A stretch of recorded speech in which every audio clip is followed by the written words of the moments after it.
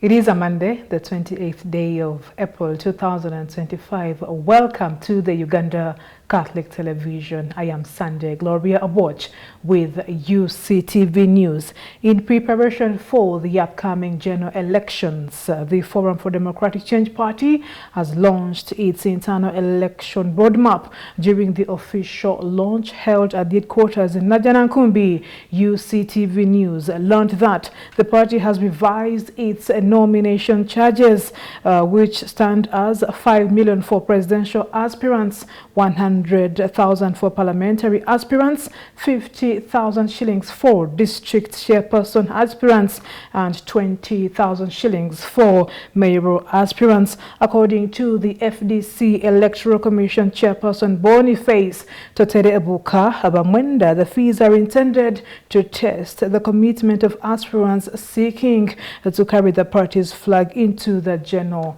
elections. Following the 252nd NEC meeting, which adjusted the current FDC roadmap 2024 to 2026, the FDC National Electoral Commission held a meeting on Friday, 28th March 2025 to that effect and made the necessary adjustments. The picking of expression of interest forms stays and has been extended to 30th May. All members of FDC are free to vie for positions in the party. Whether you joined how many years back, whether you joined some few days back, you all have the same rights. What normally follows, it is now the process, and later on, the qualifications as enshrined in the Presidential Elections Act, in the Parliamentary Elections Act, in the Local Government Act, Electoral Commission Act, and the FDC Party Constitution. We look at all those details. They must be in agreement. If you have all those qualifications, there is nothing wrong. First, we consider you when you say, I am FDC. If you are ready to defend FDC, wherever you are, in a taxi, in a bar, in a ghetto, you say, me, I'm FDC. By virtue of the powers conferred in me, Article 29, Clause 2, Paragraph A to H of the FDC Constitution, I take this opportunity to launch the Forum for Democratic Change Roadmap 2025-2026, attached with guidelines. I therefore launch it. And in a similar move, the Uganda People's Congress Party has announced its internal electoral roadmap ahead of the 2026 general polls, with the party setting the nomination fee for its presidential aspirant at 20 million Uganda shillings. Launching the roadmap at the party headquarters at the Uganda House, the party's chairman of the Electoral Commission, Haj Mahmoud Kazimbiraine, emphasized its significance, noting that the roadmap is tailored and deliberate to take up the leadership of the country from the NRM party. Take over the mantles of this country and lead them to prosperity. This is why we need to prepare ourselves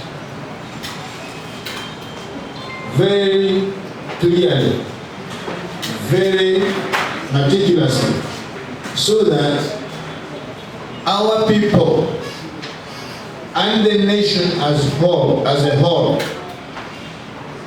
gets to know who is actually the flag bearer of UPC. By presenting to you this roadmap, we are not only presenting to you a roadmap, but we are presenting to you a party that we will want to ask you to support so that we can take over the mantles of this country, and make sure that we lead you to where Museveni will lead you from where Museveni has dropped you since 40 years ago, when he thought he was doing a good job to remove UPC from the governance of this country. UPC has done quite a lot of things. UPC has got a lot of programs. UPC has got a lot of plans for this country.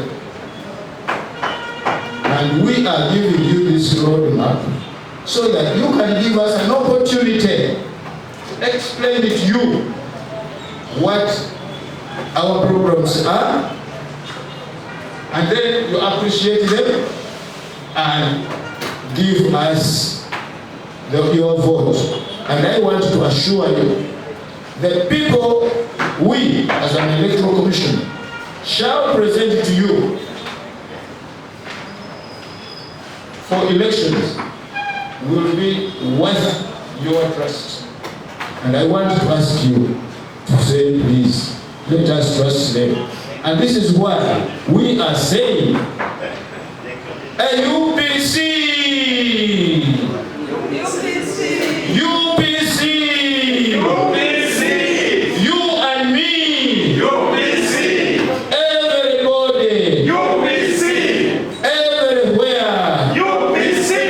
Kigezi! UPC! Ankole! UPC! Toro! UPC! Bunyoro! UPC! Lango! UPC! Ankole! UPC! Arua! UPC! Away from that, as Uganda joins the global community to commemorate World Press Freedom Day on the 3rd of May 2025, Uganda Human Rights Commission Chairperson Mariam Wangadia has urged all stakeholders to uphold the principles of human dignity championed by the late Pope Francis. While delivering a joint press statement with the Uganda Media Sector Working Group ahead of the celebrations, Wangadia emphasized that true progress is measured by how society treats its most vulnerable members. Wangadia has called for building a community that rejects discrimination, amplifies marginalized voices, and protects human rights, continuing Pope Francis's legacy of promoting a society anchored in mercy, justice, and compassion. Pope Francis leaves behind a profound legacy of compassion, humility, and fearless advocacy for human dignity. Throughout his life, Pope Francis championed the rights of every human being, urging the world to build societies rooted in mercy, justice, and inclusion. As we honor his memory, we are reminded that the true measure of progress lies in how we uphold the dignity of all people, regardless of who they are. The best way to continue his legacy, therefore, is by standing against discrimination, fostering unity, and ensuring that every voice, especially the most vulnerable, is heard and protected. The media must never be targeted for doing its work. All journalists deserve protection, dignity, and unfettered access to information spaces. Safety, dignity, and access must be guaranteed for journalists without fear or favor. Recent events during by-elections highlight the urgent need to safeguard media freedoms through vigilance and open dialogue. So far, we received and registered 8 complaints, and those include a complaint from Isano Francis from Next Media, alleging violation of his rights to freedom from torture, cruel, inhuman, or degrading treatment. his medical records have also been secured. We have Wampamba Hakim of Next Media alleging violation of his right to freedom from torture by UPDF. Waswa Hassan Mutebi from Next Media alleging violation of his rights to freedom from torture and deprivation of property by UPDF. Mwesigwa David from Galaxy Media alleging violation of his right to freedom from torture and deprivation of property by UPDF, JAT, and military police. We have Waiswa Moses, aka Oloka, from Busoga 1 FM radio. This is a freelancer alleging violation of his right to freedom from torture and property deprivation of property by UPDF. His medical records have also been secured. We have a complaint from Junju Moses from BBS Telefaina alleging violation of his right to freedom from torture and deprivation of property by UPDF. That's JAT and military police. And then we have Subuga Ibrahim Miracle from Top Television alleging violation of his right to freedom from torture and deprivation of property by JAT. However, this particular complainant informed the commission that UPDF has reached out to him for purposes of settling the matter amicably. So we'll be keeping our eye on that as we proceed with the rest of our investigations. We have 3 journalists, 3 complainants from Nation Media Group who indicated that they preferred to file their matter in court. And then we have 3 other persons, 3 other complainants who are not journalists but who were affected by the events in question.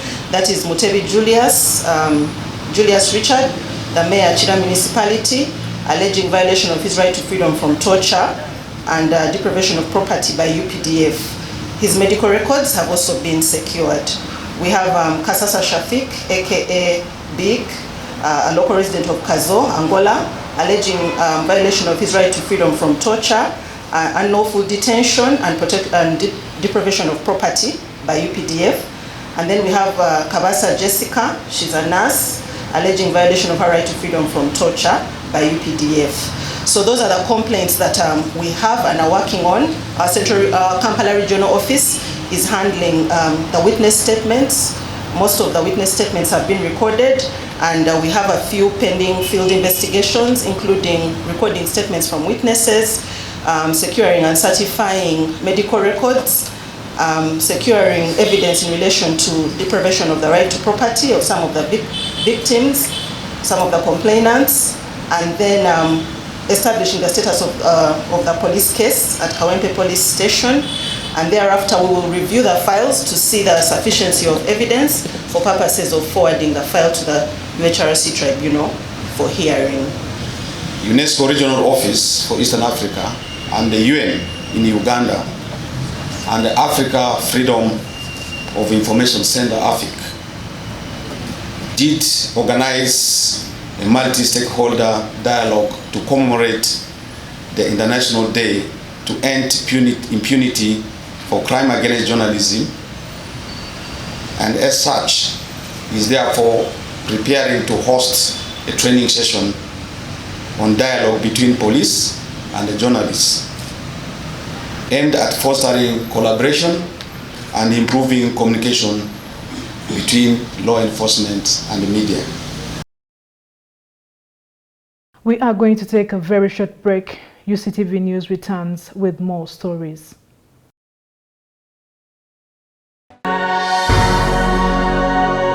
UCTV, good news for all. Radio Patches, the best value-based community radio in Eastern Africa, running 24/7 with professional staff and solar energy backup of up to 500 kilowatts peak. We rock the whole of northern Uganda and the world using 7 languages on 90.9 FM and 94.5 FM in Arua on Ediofe Hill, 99.7 FM at Moyo on Adua Hill, 101.4 FM at For God in Gulu, and online at www.radiopatches.org or download the Radio Patches app from Google Play Store and Apple Store. Radio Patches, peace of Christ for all.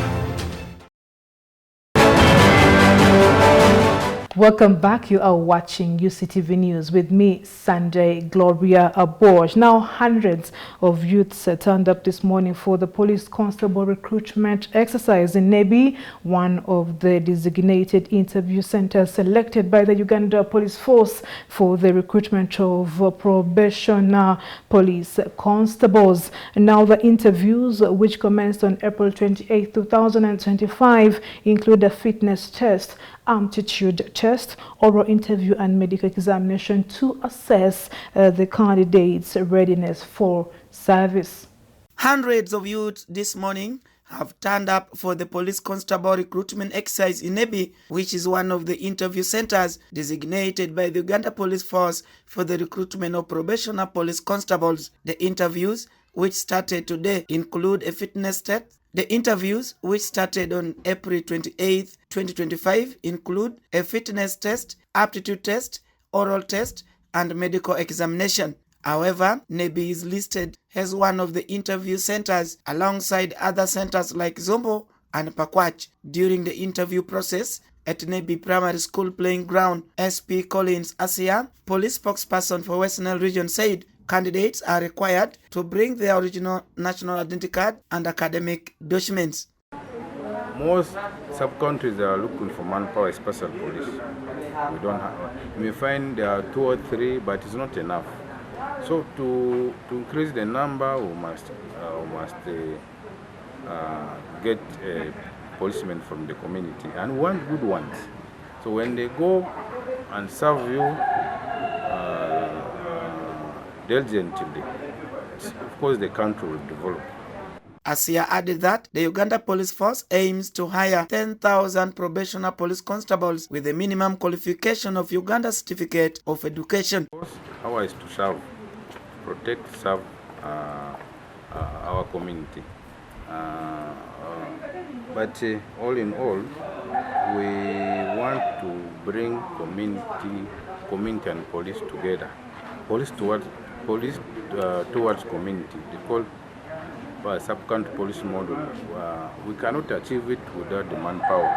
So the only manpower is coming from you. That's why we advertise for, we want 10,000, and the one who are successful, they are shortlisted. Currently, they are doing the interview. He therefore warned the applicants within the West Nile region against using middlemen to defraud them for joining the forces. This interview is corruption free.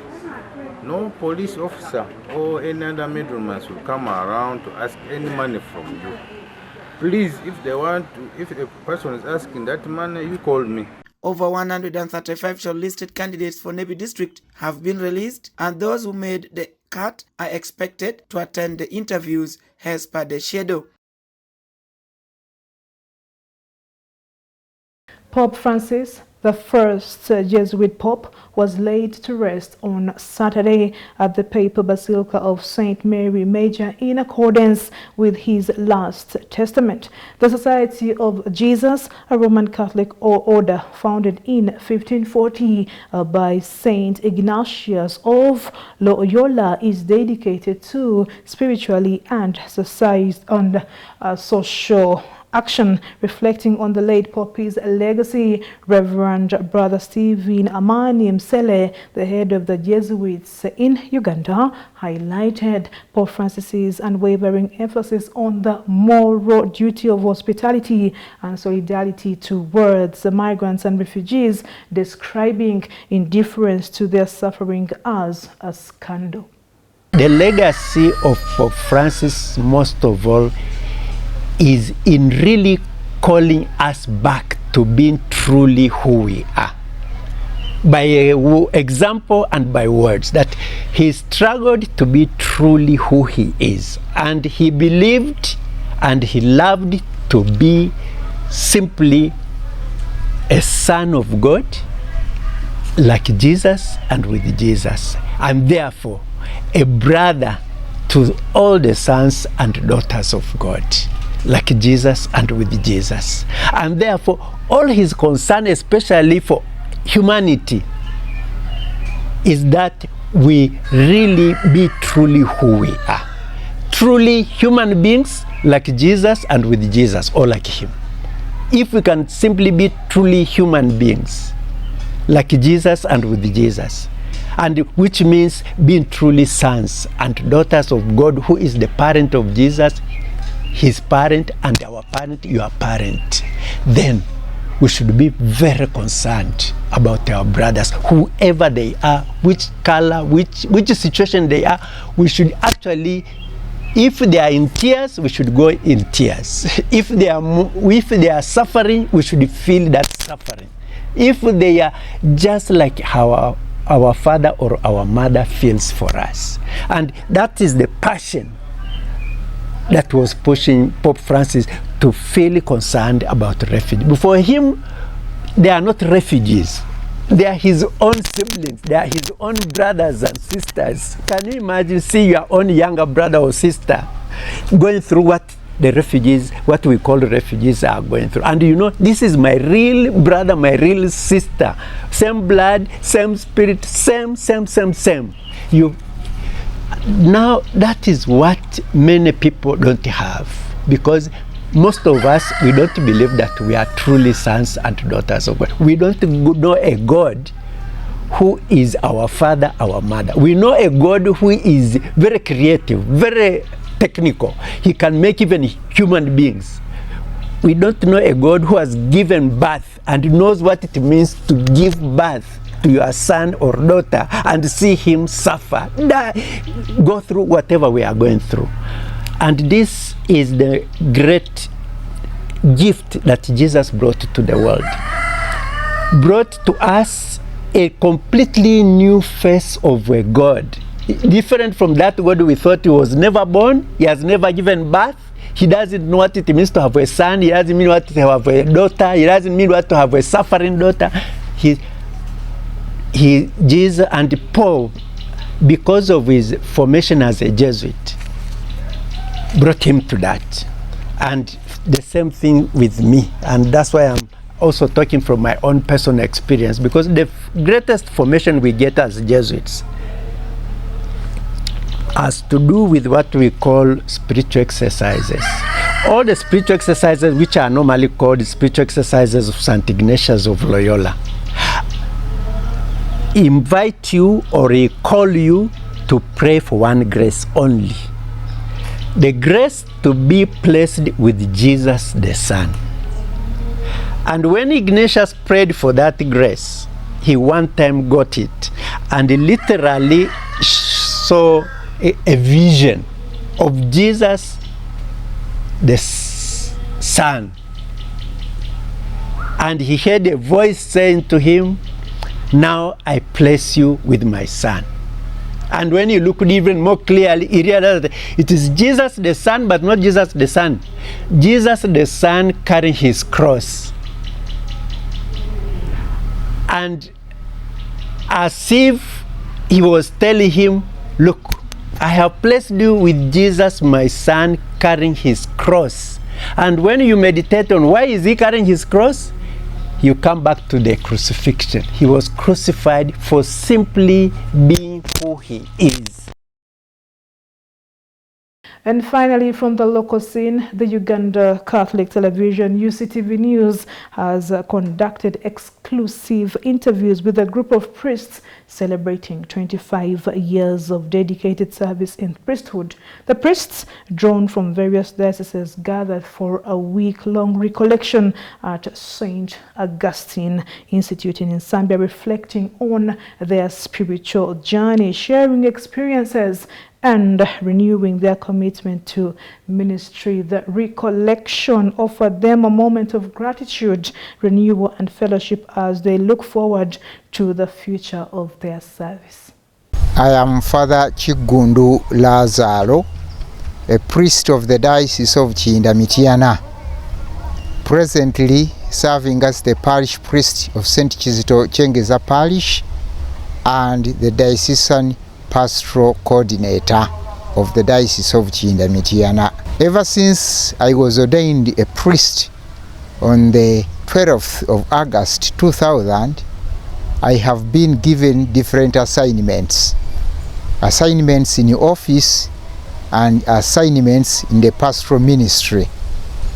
the most rewarding thing in all these assignments is knowing that despite my limitations, I have been able to serve Mother Church. Despite my weaknesses, I have been able to bring Christ to the people and to bring people to Christ. That gives me a lot of joy.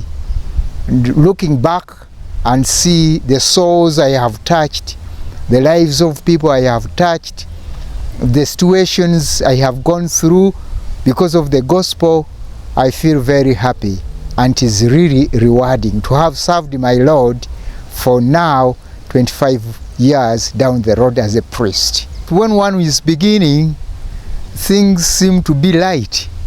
You think the journey is light, but as you move on, things begin to change. And sometimes you have even to change your mentality, your way of seeing things. Over the past years, my faith has grown. My faith has been strengthened by the ups and downs I have gone through. My faith has been strengthened by the joys I have encountered in my ministry as a priest. And so my faith has grown.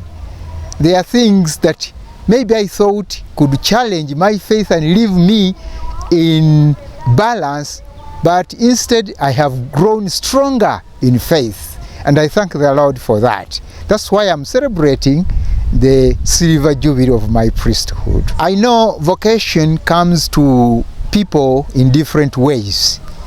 Each one, the Lord meets him in a different way. But down the road, we walk one road. That is the road of service in the ministry. It is the road of faithfulness to Jesus. I advise all those who feel they have the vocation to the priesthood to be determined. It is not easy. It is not all roses. Some days are very good. You are joyful. Other days are heavy. Heavy because of the challenges you have encountered, the people you are serving who don't understand you, your superiors, your co-workers, and you may feel the tension of giving up. That means if we don't have the determination and know that we have come to serve the Lord, not to serve any man, but our Lord Jesus Christ, be determined to serve the Lord. You'll become a priest and you'll go through priesthood happily, despite the challenges that they are in priesthood.